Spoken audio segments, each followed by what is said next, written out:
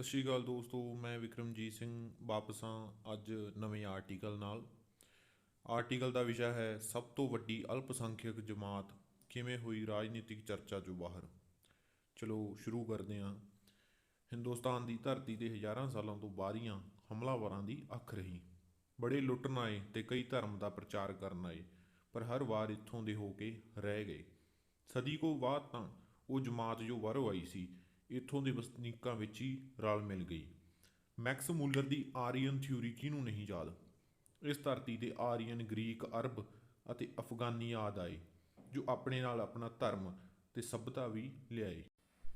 ਇਸਲਾਮ 7ਵੀਂ ਸਦੀ ਵਿੱਚ ਹਿੰਦੁਸਤਾਨ ਆਇਆ। ਇਸ ਤੋਂ ਬਾਅਦ ਤਾਂ ਲਗਾਤਾਰ ਮੁਸਲਮਾਨ ਸ਼ਾਸਕਾਂ ਦਾ ਹਿੰਦੁਸਤਾਨ ਵੱਲ ਮੂੰਹ ਰਿਹਾ। ਇਸ ਤਰ੍ਹਾਂ ਇਸਲਾਮ ਦਾ ਭਾਰਤ ਵਿੱਚ ਪ੍ਰਸਾਰ ਹੋਇਆ।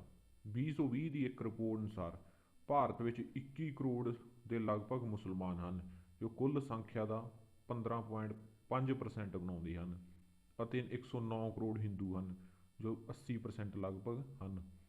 ਭਾਰਤ ਲੋਕਤੰਤਰਿਕ ਦੇਸ਼ ਹੈ, ਭਾਵ ਲੋਕਾਂ ਵੱਲੋਂ ਚੁਣੇ ਪ੍ਰਤੀਨਿਧੀ ਲੋਕਾਂ ਲਈ ਫੈਸਲੇ ਲੈਂਦੇ ਹਨ।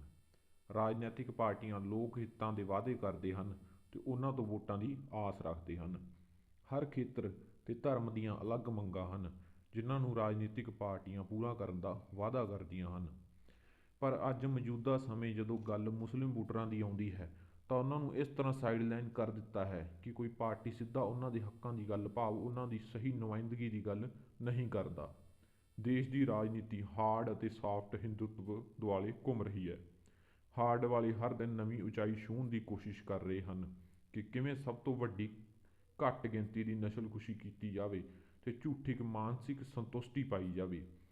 ਸਾਫਟ ਵਾਲੇ ਬਸ ਮੁਸਲਿਮ ਸਮਾਜ ਦੀਆਂ ਵੋਟਾਂ ਮੰਗਦੇ ਹਨ, ਪਰ ਲੀਡਰਸ਼ਿਪ ਉਹ ਵੀ ਨਹੀਂ ਦੇ ਸਕੇ ਜਾਂ ਦੇਣਾ ਨਹੀਂ ਚਾਹੁੰਦੇ। ਜੇ ਕੋਈ ਮੁਸਲਿਮ ਲੀਡਰਸ਼ਿਪ ਦੀ ਗੱਲ ਕਰਦਾ ਹੈ ਤਾਂ ਉਸ ਨੂੰ ਸਾਫਟ ਪਾਸੇ ਵਾਲੇ ਭਾਜਪਾ ਦੇ ਸਾਥੀ ਦੱਸਦੇ ਹਨ, ਮਤਲਬ ਤੁਸੀਂ ਵੋਟਾਂ ਸਾਨੂੰ ਪਾਓ, ਪਰ ਲੀਡਰਸ਼ਿਪ ਅਸੀਂ ਤੁਹਾਨੂੰ ਨਹੀਂ ਦੇ ਸਕਦੇ, ਪਰ ਝੂਠੀ ਸੁਰੱਖਿਆ ਦੇ ਦਿਲਾਸੇ ਦੇਵਾਂਗੇ। ਹਿੰਦੂ ਮੁਸਲਮਾਨ ਦੰਗਿਆਂ ਦਾ ਦੁੱਖ ਉਹ ਬਿਹਤਰ ਦੱਸ ਸਕਦੇ ਹਨ ਜਿੰਨਾ ਉਸ ਨੂੰ ਭੋਗਿਆ। 2002 ਦੰਗਿਆਂ ਵਿੱਚ ਲੋਕ ਸਭਾ MP ਅਹਿਸਾਨ ਜਾਫਰੀ ਵਰਗਾ ਵੀ ਆਪਣੀ ਜਾਨ ਨਾ ਬਚਾ ਸਕਿਆ। ਅੱਜ ਵੀ ਉਸ ਦੀ ਬੇਗਮ ਇਨਸਾਫ ਲਈ ਦਰ ਦਰ ਭਟਕ ਰਹੀ ਹੈ। ਦੇਸ਼ ਦੀ 50% ਮੁਸਲਿਮ ਜਨਸੰਖਿਆ ਬਿਹਾਰ, ਯੂਪੀ ਅਤੇ ਬੰਗਾਲ 'ਚ ਵਸਦੀ ਹੈ। ਬਿਹਾਰ ਚੋਣਾਂ ਸਮੇਂ BJP ਕਹਿੰਦੀ RLD ਤੇ ਕਾਂਗਰਸ ਤਾਂ ਮੁਸਲਿਮ ਵੱਲ ਝੁਕਾਓ ਰੱਖਦੇ ਹਨ, ਤੇ RLD ਤੇ ਕਾਂਗਰਸ ਵਾਲੇ ਕਹਿੰਦੇ ਓਵੈਸੀ ਭਾਜਪਾ ਦੀ ਮਦਦ ਕਰਨ ਲਈ ਆਇਆ, ਅਸੀਂ ਮੁਸਲਮਾਨਾਂ ਤੇ ਦਇਆ ਕਰਾਂਗੇ, ਪਰ ਉਹਨਾਂ ਦੀ ਹੁੰਦੀ ਨਜ਼ਰਅੰਦਾਜ਼ੀ ਦੀ ਗੱਲ ਸਾਡੇ ਕੋਲੋਂ ਨਾ ਕਰੋ।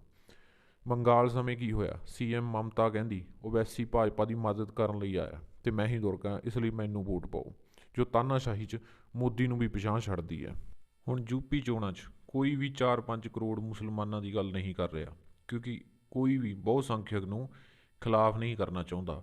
ਅਖਿਲੇਸ਼ ਯਾਦਵ ਜੋ ਭਾਜਪਾ ਨੂੰ ਟੱਕਰ ਦਿੰਦਾ ਦਿਖ ਰਿਹਾ ਹੈ, ਉਹ ਤਾਂ ਰੁਜ਼ਗਾਰ ਅਤੇ ਮਹਿੰਗਾਈ ਦੀ ਗੱਲ ਛੱਡ ਕੇ ਪਰਸ਼ੂਰਾਮ ਦਾ ਫੌੜਾ ਚੁੱਕੀ ਫਿਰਦਾ ਹੈ। ਚਰਚਾ ਹੋਣ ਕਰਕੇ ਦਿੱਲੀ ਮਾਡਲ ਵਾਲੇ ਦੀ ਵੀ ਗੱਲ ਕਰਨੀ ਬਣਦੀ ਹੈ, ਕਿਉਂਕਿ 2020 ਮੁਸਲਮਾਨ ਦੰਗਿਆਂ ਸਮੇਂ ਇਹ ਕੁਝ ਨਹੀਂ ਬੋਲੇ। CAA ਅਤੇ NRC ਤੇ ਵੀ ਸ਼ਾਹੀਨ ਬਾਗ ਚੌਧਾ ਰਿਹਾ। ਆਖਿਰ ਸੱਤਾ ਤਾਂ ਅਸੂਲਾਂ ਤੋਂ ਵੱਡੀ ਹੋਈ।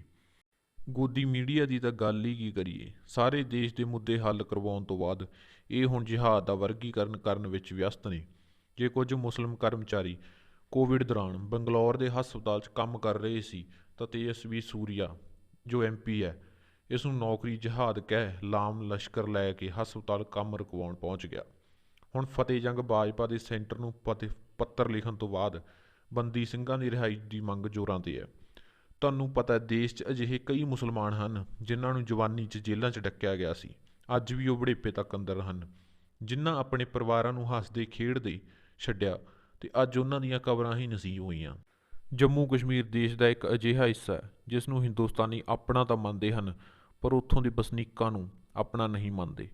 ਰਾਜੀਵ ਦੀਕਸ਼ਿਤ ਵਰਗੇ ਦੇਸ਼ ਦੇ ਚੰਗੇ ਵਿਦਵਾਨਾਂ ਨੇ ਵੀ ਕਸ਼ਮੀਰੀਆਂ ਦਾ ਆਰਥਿਕ ਬਾਈਕਾਟ ਦੀ ਮੰਗ ਕੀਤੀ, ਪਰ ਕਦੇ ਪਾਇਲਟ ਗੰਨਾ ਛੱਡ ਜ਼ਖਮਾਂ 'ਤੇ ਮੱਲਮ ਰੱਖੀ ਹੁੰਦੀ ਤਾਂ ਗੱਲ ਹੋਰ ਹੋਣੀ ਸੀ। ਇੱਥੇ ਇਸ ਵਿਸ਼ੇ ਨੂੰ ਚੁਣਨ ਦਾ ਇੱਕੋ ਕਾਰਨ ਸੀ, ਉਹ ਸੀ ਮੁਸਲਿਮ ਭਾਈਚਾਰੇ ਨੂੰ ਦਰਕਿਨਾਰ ਕਰਨ ਦੀ ਰਵਾਇਤ 'ਤੇ ਚਾਨਣਾ ਪਾਉਣਾ। ਜਿਨ੍ਹਾਂ ਨੂੰ ਸੈਕੰਡ ਕਲਾਸ ਸਿਟੀਜ਼ਨ ਸਮਝਣ ਦੀ ਗੁਸਤਾਖੀ ਭਾਰਤ ਵਰਸ਼ ਤੇ ਇੱਥੋਂ ਦੇ ਲੀਡਰਾਂ ਨੂੰ ਨਹੀਂ ਕਰਨੀ ਚਾਹੀਦੀ। ਮੁਸਲਿਮ ਨੌਜਵਾਨਾਂ ਨੂੰ ਸਿਰਫ ਇੱਕ ਵਾਰ ਅਕਬਰਉੱਦੀਨ ਵਰਗਿਆਂ ਦੀ ਨਾ ਸੁਣ ਖੁਦ ਅੱਗੇ ਆ ਕੇ ਲੀਡਰਸ਼ਿਪ ਦਾ ਰੋਲ ਨਿਭਾਉਣਾ ਪਊ। ਧੰਨਵਾਦ ਦੋਸਤੋ, ਮੈਂ ਵਿਕਰਮਜੀਤ ਸਿੰਘ ਅੱਜ ਇਹ ਆਰਟੀਕਲ ਲੈ ਕੇ ਆਇਆ। ਤੇ ਮੈਨੂੰ ਉਮੀਦ ਆ ਤੁਹਾਨੂੰ ਇਹ ਚੰਗਾ ਲੱਗੇਗਾ। ਤੁਸੀਂ ਆਪਣੇ ਸੁਝਾਅ ਮੈਨੂੰ ਦੇ ਸਕਦੇ ਹੋਗੇ ਕਮੈਂਟ ਬਾਕਸ 'ਚ।